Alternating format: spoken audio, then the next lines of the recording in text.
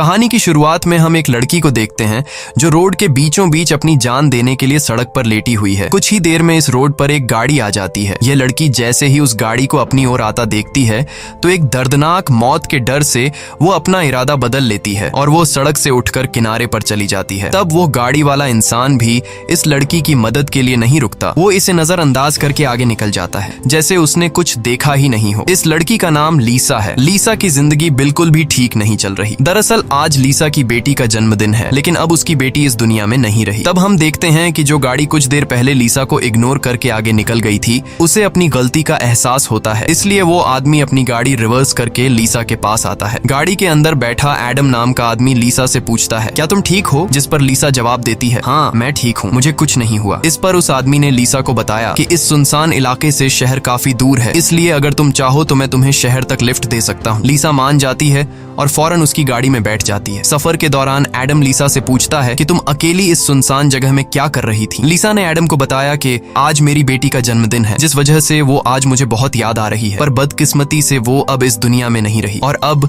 मैं बिल्कुल अकेली हूँ। कोई भी ऐसा नहीं है इस दुनिया में जिससे मैं अपना कह सकूं। लीसा की ये बात सुनकर एडम कहता है, अच्छा इस वजह से तुम रास्ते के बीचों बीच मरने के लिए लेटी हुई थी? जवाब में लीसा ने कहा, मैं मरना नहीं चाहती, बस एक बार किसी तरह से अपनी बेटी से मिलना चाहती हूँ। तभी लीसा कार का रेडियो ऑन कर लेती है। रेडियो पर एक न्यूज चल रही होती है। रिपोर्टर बताता है कि जंगल में एक सीरियल किलर घूम रहा है और आज सुबह इस किलर ने 2 और लड़कियों को मार दिया है। पुलिस के पास उस किलर की तस्वीर तो नहीं है, लेकिन उन्हें इसके बारे में ये जानकारी मिली है कि कातिल एक गोरे रंग का आदमी है जिसके पास ब्राउन कलर की गाड़ी है और उसके दाहिने हाथ पर एक क्रॉस का निशान है। ये खबर सुनकर लीसा के पैरों तले जमीन खिसक जाती है, क्योंकि रिपोर्टर रेडियो पर जिस कातिल का हुलिया बता रहा था वो कोई और नहीं बल्कि एडम ही था। उसके हाथ में क्रॉस का निशान देखकर लीसा बहुत ज्यादा डर जाती है। इससे पहले कि लीसा खुद को बचाने के लिए कुछ कर पाती, तभी एडम अचानक जोर से कार का ब्रेक लगाता है, जिससे लीसा का सर तेजी से कार की डैशबोर्ड से जा टकराया और लीसा बेहोश हो गई। कुछ देर बाद जब लीसा की आंखें खुलीं, तब उसने खुद को एक अजीब से बंकर में कैद पाया जो चारों ओर से लोहे की मजबूत दीवारों से बना हुआ था। लीसा खुद को इस बंद जगह में कैद पाकर बहुत ज्यादा घबरा जाती है और मदद के लिए चिल्लाने लगती है, लेकिन उसकी मदद करने कोई नहीं आया। हम देखते हैं कि लीसा को एक अलग तरह का सूट पहनाया गया है और उसके हाथ में एक घड़ी भी पहनाई गई है। लीसा उस घड़ी को निकालने की बहुत कोशिश करती है, लेकिन वो घड़ी इतनी मजबूत थी कि काफी कोशिश के बाद भी वो उसके हाथ से नहीं निकलती। आखिर में जब उसे रियलाइज होता है कि इस जगह से निकलना इम्पॉसिबल है, तो वो थक हार कर एक जगह में बैठकर रोने लग जाती है। तभी अचानक उस चेंबर का दरवाजा खुला। लीसा ने देखा कि दरवाजे के दूसरी ओर एक सुरंग है। उस सुरंग के एंड से रोशनी नजर आ रही थी। लीसा को समझ आया कि अगर इस जगह से बाहर निकलना है तो इस सुरंग से होकर निकलना पड़ेगा। लीसा खुश हो जाती है कि उसे बाहर निकलने का रास्ता मिल गया है, लेकिन जैसे ही वो सुरंग के अंदर चली गई, तभी अचानक उसके पीछे उस चेंबर का दरवाजा अपने आप बंद हो गया। ये देखकर लीसा की सांस रुक गई और अब उसे समझ आया कि वो पहले से भी ज्यादा खतरनाक जगह में फंस गई है। तभी अचानक लीसा के हाथ में बंधे ब्रेसलेट में अलार्म बजने लगा और 11 मिनट का टाइमर सेट हुआ। ये देखकर लीसा समझ गई कि मुझे 11 मिनट में यहाँ से निकलना होगा, नहीं तो मैं हमेशा के लिए यहाँ पर बंद रह जाऊंगी। इसीलिए लीसा अपने हाथों और पैरों के बल रेंगती हुई जल्दी से उस रोशनी की तरफ बढ़ने लगी। लेकिन जैसे ही वो उस रोशनी के करीब होती जा रही थी, तभी अचानक उस सुरंग का आगे का दरवाजा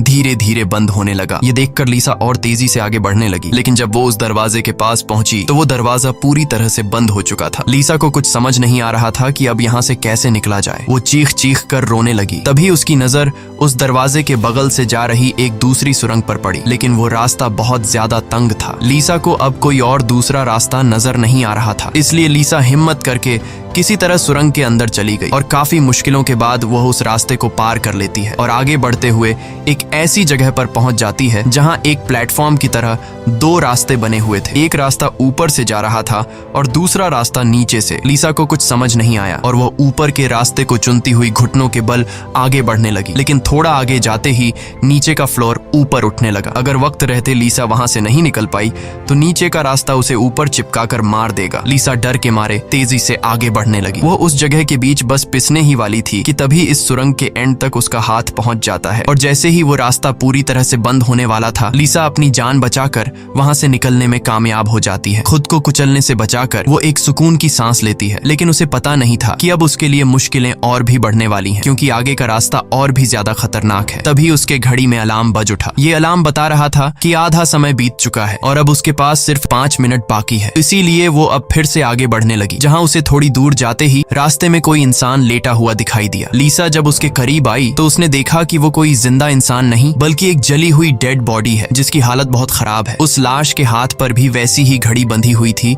जैसी लीसा के हाथों पर बंधी थी। लीसा को समझ आ गया कि ये इंसान भी मेरी तरह इस सुरंग से निकलने की कोशिश कर रहा था, लेकिन वो यहाँ से निकलने में कामयाब नहीं हो सका और मारा गया। मतलब यहाँ से निकलना इम्पॉसिबल है। इस डेड बॉडी को देखकर लीसा की यहाँ से निकलने की बची कुची उम्मीद भी टूट गई, लेकिन उसने किसी तरह हिम्मत जुटाई और इस डेड बॉडी को साइड पर करके आगे बढ़ने लगी। जब वो घड़ी की तरफ देखती है तो उसके पास सिर्फ 2 मिनट का टाइम बचा हुआ था, इसीलिए वो और तेजी से आगे बढ़ने लगी। तभी अचानक एक मजबूत लोहे की सलाखों ने आकर उसका रास्ता रोक दिया। साथ ही उस सुरंग की दीवारों में से ढेर सारे हीटिंग पाइप निकलकर बाहर आने लगे और उस जगह को गर्म करने लगे। ये देख लीसा पूरी तरह से घबरा गई। वो समझ गई कि जल्द ही उसकी भी लाश उस जले हुए इंसान की तरह इस सुरंग में पड़ी होगी। उसे आगे क्या करना है कुछ समझ नहीं आ रहा था। तभी उसके पीछे दीवार का एक छोटा सा सेक्शन खुल गया, जिसे देख लीसा पीछे की तरफ रेंगती हुई उसके अंदर घुस गई। अगले ही पल एक कांच के दरवाजे ने इस सेक्शन को पूरी तरह से बंद कर दिया। जैसे ही लीसा के हाथ में बंधी घड़ी में टाइमर 0 पर पहुंचा, तभी उन हीटिंग पाइप से आग फुंवारे की तरह निकलने लगी और देखते ही देखते वो पूरी सुरंग आग की लपटों में डूब गई। लीसा जिस सेक्शन में बंद थी वह पूरी तरह से सिक्योर था, जिस वजह से उसकी जान बच गई। कुछ देर बाद वो हीटिंग पाइप्स वापस दीवार में चली गईं। लीसा जिस सेक्शन में बंद थी उस चेंबर का दरवाजा खुल गया। लीसा ने जो कुछ अभी अपनी आंखों के सामने देखा उस वजह से लीसा उस सेक्शन से बाहर नहीं निकलना चाहती थी, पर उस सेक्शन की दीवार लीसा को बाहर धकेल देती है और पहले की तरह अपने आप सुरंग से जुड़ गई। लीसा जैसे ही वहां से बाहर आई तभी उसकी घड़ी में फिर से 11 मिनट का टाइमर सेट हुआ। वह जैसे ही थोड़ा आगे बढ़ी तभी उस सुरंग का ऊपरी हिस्सा नीचे आने लगा और बिल्कुल उसके साथ आकर चिपक गया। बस इतना गैप बचा कि वो रेंगते हुए यहाँ से आगे निकल सके। लीसा अब पूरी तरह से बेबस हो चुकी थी। वो जोर जोर से रोने लगी। जब उसकी नजर घड़ी पर पड़ी तो वहां उसका टाइम खत्म हो रहा था, जिसका मतलब था कि अब से ठीक 11 मिनट बाद फिर से उस सुरंग में आग का सैलाब आएगा और लीसा को राख कर देगा। वो सोचती है कि इतनी बुरी मौत मरने से अच्छा है कि क्यों ना एक बार फिर से वो यहाँ से निकलने की कोशिश करे। इसीलिए वो फिर से हिम्मत करके अपनी जान बचाने के लिए पीठ के बल अपने हाथों के सहारे रेंगते हुए आगे बढ़ने लगी। थोड़ी दूर ऐसे ही रेंगते हुए जाने के बाद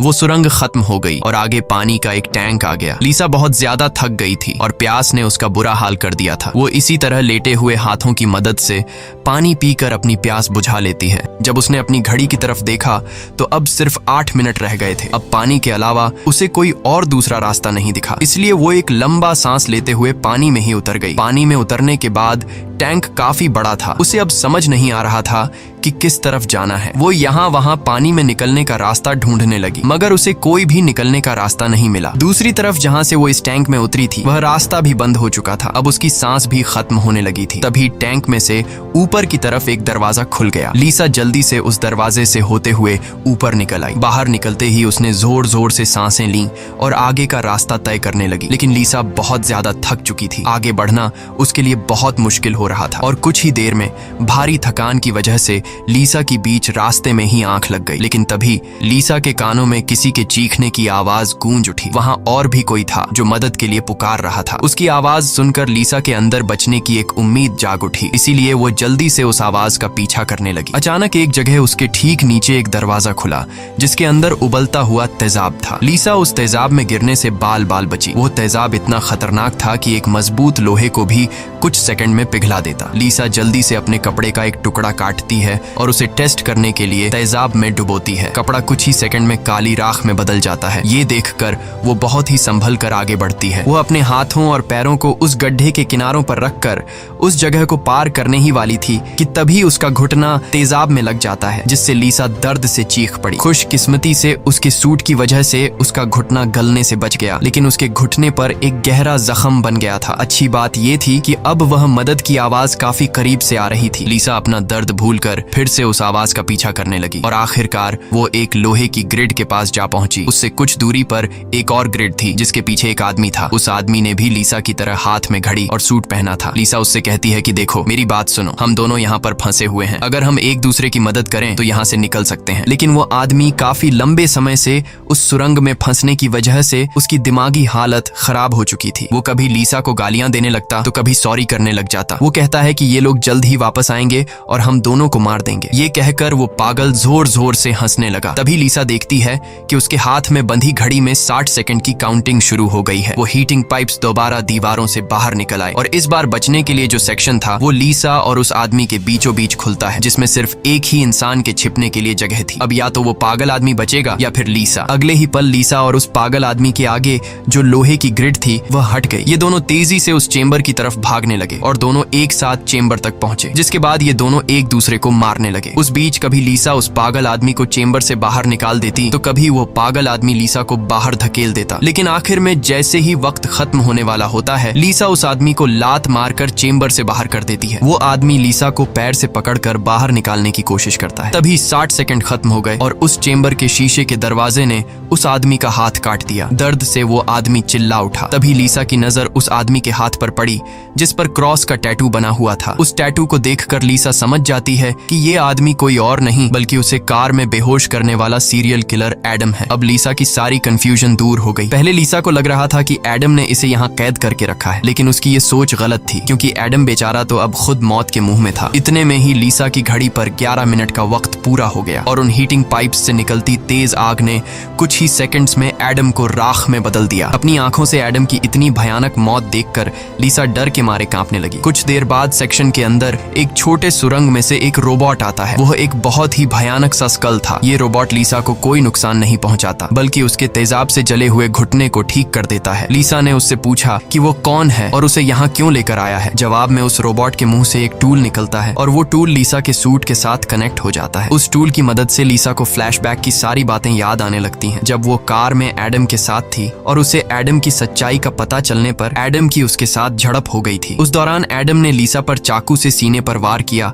और कार से बाहर फेंक दिया था। उसी पल लीसा को आसमान से उसकी ओर आती एक सफेद रोशनी दिखाई दी थी, जिसके बाद लीसा वापस प्रेजेंट में आती है। लीसा को अब एक बात समझ आ जाती है कि उन एलियंस ने ही दरिंदे एडम से उसकी जान बचाई थी और उसे यहाँ लाए थे, लेकिन वो उसे यहाँ क्यों लाए थे ये बताए बिना ही वो रोबोट वहां से निकल गया। लीसा ये भी समझ जाती है कि ये लोग जो भी हैं वे उसे मारना नहीं चाहते, बस उसे इस गेम को पार करना होगा, तभी वो यहाँ से निकल पाएगी। लीसा अब आगे का रास्ता तय करने उस चेंबर से बाहर आ गई। एडम का कटा हुआ हाथ भी वहां पर पड़ा हुआ था। उसी समय लीसा को उस कटे हाथ पर टाइमर के नीचे कुछ सिंबल्स दिखाई दिए। लीसा उन सिंबल्स का मतलब समझने की कोशिश कर ही रही थी कि तभी एक घूमता हुआ पंखा उसकी ओर आने लगा। उसे देख लीसा अपनी जान बचाने के लिए पीछे हटने लगी और उससे बाल बाल बचती हुई एक छेद से ऊपर की सुरंग में चली गई। तभी अचानक उसे सुरंग के ऊपर से किसी के चलने की आवाज सुनाई दी। वो आवाज एक जगह पर जाकर रुक गई। उस जगह पर सुरंग का ढक्कन खुला और उसमें से एक भयानक सा क्रीचर उतरा, जो देखने में तो इंसान था लेकिन जानवरों की तरह घुरा रहा था। उसका शरीर पूरी तरह से जल चुका था और उसकी आंखें सफेद पत्थर की तरह चमकदार थीं। तभी लीसा की नजर उसके कटे हुए हाथ की तरफ गई। उसका कटा हुआ हाथ देखकर लीसा समझ गई कि वो कोई और नहीं बल्कि एडम है, जो जलने के बाद एक राक्षस में बदल चुका है। अब वो लीसा को मारना चाहता था। एडम की आंखें जल गई थीं, इस वजह से वह लीसा को देख तो नहीं सकता था पर वो सुन सकता था। लीसा चुपचाप धीरे धीरे आगे बढ़ने लगती है, लेकिन तभी उसकी घड़ी के फर्श पर टकराने से एक हल्की सी आवाज गूंज उठी, जिससे एडम को उसकी भनक लग गई और तेजी से लीसा को मारने के लिए उसके पीछे आने लगा। लीसा उसके हाथ लगने ही वाली थी कि तभी लीसा एक पतली सुरंग से उस पार चली गई। एडम को कुछ नजर न आने की वजह से वह उस जगह को पार नहीं कर पाया। लीसा उस सुरंग से आगे बढ़ती हुई एक ऐसी जगह पर पहुंची जहां उसके पास आगे जाने के लिए 2 रास्ते थे। लीसा को कुछ समझ नहीं आ रहा था कि किस रास्ते को चुनना चाहिए। वह बहुत सोचने के बाद जब उसे कुछ समझ नहीं आता तो वह एक अंदाजे से लेफ्ट वाले सुरंग में घुस जाती है। सुरंग के बाहर एक कमरा था जिसकी चारों ओर कांच की दीवारें थीं। उन दीवारों पर लीसा को उसके पैदा होने से लेकर अपनी बेटी को जन्म देने तक की सारी यादें दिखाई दे रही थीं। वहां लीसा ने यह भी देखा कि किस तरह उसकी लापरवाही की वजह से उसकी बेटी की जान चली गई। लीसा अपनी बेटी को याद करके बहुत रोने लगती है। तभी उसने देखा कि ऊपर छत से एडम फिर से उसके पीछे आ रहा है, लेकिन लीसा उससे अपनी जान छुड़ाकर एक दूसरे सुरंग में पहुंच जाती है, जहां उसने कुछ ऐसा देखा जिससे उसकी खुशी का ठिकाना नहीं रहा। उसने देखा कि उस सुरंग के खत्म होने पर बाहर नीला आसमान चमक रहा है। अपनी आजादी को इतने करीब से देखकर लीसा में दोबारा हिम्मत आ गई, लेकिन उस सुरंग को पार करने के लिए उसे एक कंटीले रास्ते से होकर गुजरना पड़ेगा। अब सिर्फ 60 सेकंड का टाइम बचा हुआ था। अगले ही पल हीटिंग पाइप्स भी दीवार से बाहर निकल आए, जो 60 सेकंड्स खत्म होते ही उस जगह को आग से भरने वाले थे। लीसा बिना टाइम जाया किए इन कांटेदार तारों के नीचे से जाने लगी, जिससे वो कांटेदार तार उसकी बॉडी में घुसकर लीसा की पीठ बुरी तरह से काट देते हैं। लीसा बहुत ज्यादा तकलीफ में होती है और उसके पीठ से बहुत ज्यादा खून निकलने लगता है, लेकिन लीसा खुद की परवाह किए बिना धीरे धीरे आसमान की तरफ बढ़ने लगी। तभी पीछे सुरंग में चेंबर खुला, जिसमें एडम झट से जाकर छिप गया। अब कुछ ही देर में आग का सैलाब आने वाला था। खून से लथपथ लीसा बाहर निकलने की कोशिश में थी, लेकिन बहुत ज्यादा खून बहने की वजह से अब आगे बढ़ना उसे मुश्किल हो रहा था। उसकी आंखें धुंधली हो रही थीं। तभी 60 सेकंड्स खत्म हो गए और अगले ही पल वहां आग बरसनी शुरू हुई। उससे पहले कि वो आग का सैलाब लीसा को भी अपनी चपेट में लेता, लीसा के ठीक नीचे एक द्वार खुला और वो नीचे एक चेंबर में जा गिरी और बेहोश हो गई। थोड़ी देर बाद जब लीसा की आंख खुली तो उसने देखा कि वो फिर से उसी जगह पर आ गई है जहां से उसने बढ़ना शुरू किया था। यानी अब तक उसने जितनी भी मेहनत की यहाँ से निकलने की, वो सारी जाया चली गई। ये देखकर लीसा अब पूरी तरह से टूट चुकी थी। तभी वो रोबोट उसकी मरहम पट्टी के लिए दोबारा आ जाता है। लीसा ने उसे मरहम पट्टी करने से रोका, क्योंकि वो दोबारा ये सब दोहराने के लिए तैयार नहीं थी। उसने रोबोट से कहा कि वो अब सिर्फ मरना चाहती है। उस रोबोट ने लीसा की बात मान ली और उसके मुंह से एक इंजेक्शन निकलकर लीसा के शरीर की तरफ बढ़ने लगा। तभी लीसा को एडम के हाथ पर बने हुए निशान याद आ गए। वो समझ गई कि जरूर वो निशान यहाँ से बाहर निकलने का रास्ता बताते हैं, इसलिए वो अपने खून से दीवार पर एडम के हाथ पर बने हुए निशान बनाने लगी, जिसे काफी गौर से देखने के बाद लीसा को पता लगा कि ये तो एरो है जो यहाँ से निकलने की डायरेक्शन बताते हैं। जैसे कि पहला एरो लेफ्ट साइड की तरफ मुड़ा हुआ था, जिसका मतलब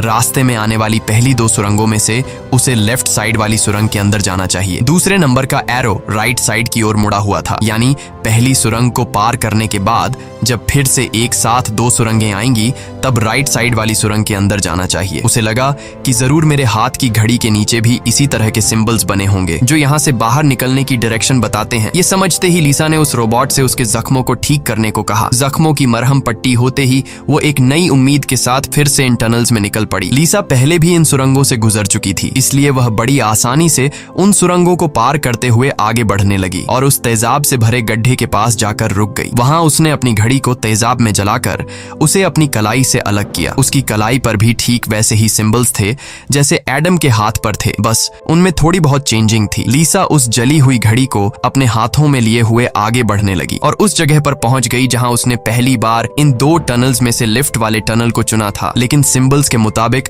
सही सुरंग राइट वाली है। वो जल्दी से राइट वाली सुरंग में चली गई, जहां आगे जाकर उसे 2 और सुरंगें मिली जिनमें सही सुरंग लेफ्ट वाली थी। इसी तरह लीसा अपने हाथ पर बने निशान की मदद से हर बार सही रास्ता चुनकर आगे बढ़ रही थी, लेकिन तभी एक बार फिर से एडम उसके पीछे पड़ गया। यहाँ लीसा समझदारी से काम लेते हुए एडम को गुमराह करने के लिए एक सुरंग के अंदर अपनी घड़ी फेंक दी और खुद दूसरी सुरंग में छिपकर बैठ गई। एडम घड़ी की आवाज का पीछा करते करते दूसरी सुरंग में घुस गया। एडम के जाते ही जब लीसा ने अपनी कलाई पर बने सिंबल्स चेक किए तो उसे पता चला कि उसने एडम को जिस सुरंग में भेजा था वही सही सुरंग थी। ये देखकर लीसा बहुत ज्यादा परेशान हो गई। अब लीसा के पास कोई दूसरा रास्ता नहीं था, इसलिए वो धीरे से एडम जिस टनल में था वो भी उस टनल में घुस गई। ये टनल काफी अजीब सा था। ऐसा लग रहा था कि ये टनल जैसे किसी बड़े जानवर का पेट हो। लीसा धीरे धीरे आगे बढ़ने लगी। थोड़ा सा आगे जाकर उसने देखा कि उसकी घड़ी सामने पड़ी हुई है, लेकिन एडम भी वहाँ पर मौजूद है। एडम अब चूंकि देख नहीं सकता था, इसलिए लीसा चुपके से उस घड़ी को उठा लेती है, पर तभी घड़ी में 60 सेकंड्स बचे होने का अलार्म बजने लगा, जिसकी आवाज से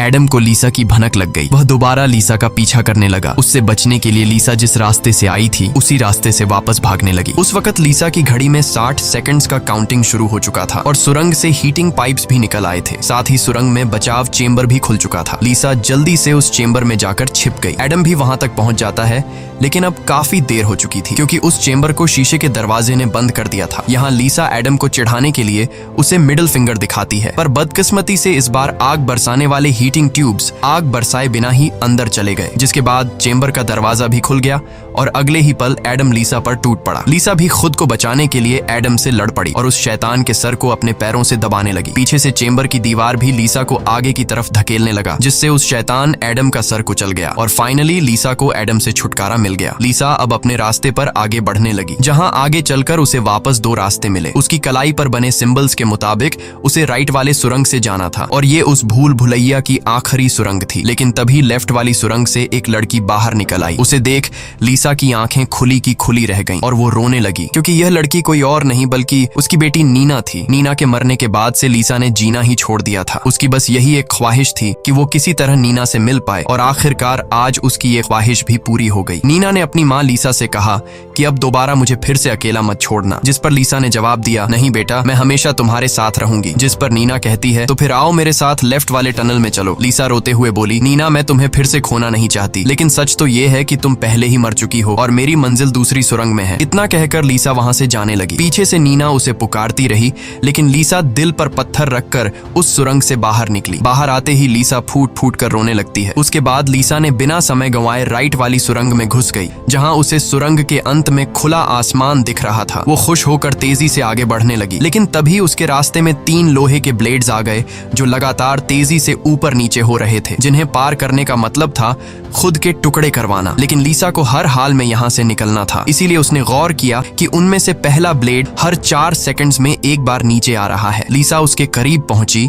और जैसे ही वो ब्लेड ऊपर गया तो 4 सेकंड्स पूरे होने से पहले झट से उस पार चली गई। उसके बाद वो दूसरे ब्लेड के पास पहुंच जाती है। इसी तरह दूसरा ब्लेड हर 3 सेकंड्स में नीचे आ रहा था। लीसा ने हिम्मत दिखाते हुए उसे भी पार कर लिया, लेकिन लास्ट वाला ब्लेड सिर्फ 2 सेकंड्स में नीचे आ रहा था, जिसे पार करना लीसा के लिए बहुत ही मुश्किल था। पर आजादी की चाहत में लीसा ने उसे भी पार तो कर दिया, लेकिन बदकिस्मती से उसका पैर ब्लेड के बीच आकर कट गया। लीसा का दर्द से बुरा हाल हो गया था, लेकिन लीसा अपने पैर की परवाह किए बिना सुरंग के एंड तक पहुंच जाती है, जहां उसे खुला आसमान नजर आ रहा था। लेकिन जैसे ही उसने अपना हाथ सुरंग से बाहर निकालने के लिए आगे बढ़ाया, उसका हाथ सामने लगाए स्क्रीन पर जा लगा, जहां खुले आसमान का वीडियो चल रहा था। ये देखकर लीसा बहुत ज्यादा मायूस हुई। उसने कहा, मैंने वो सब कुछ किया जो मुझे करने को कहा गया था। उसके बाद वो पागलों की तरह हंसने लगी। तभी सुरंग से हीटिंग पाइप्स निकल आए, क्योंकि अब कुछ देर बाद 11 मिनट का टाइम खत्म होने वाला था। लीसा अब सुकून से मौत का इंतजार करने लगी, लेकिन इस बार वो हीटिंग पाइप्स उसे जलाए बिना ही वापस सुरंग में चली गई। तभी अचानक सुरंग का ऊपर का हिस्सा खुल गया और एक तेज रोशनी लीसा पर पड़ी। लीसा का शरीर अपने आप हवा में उठने लगा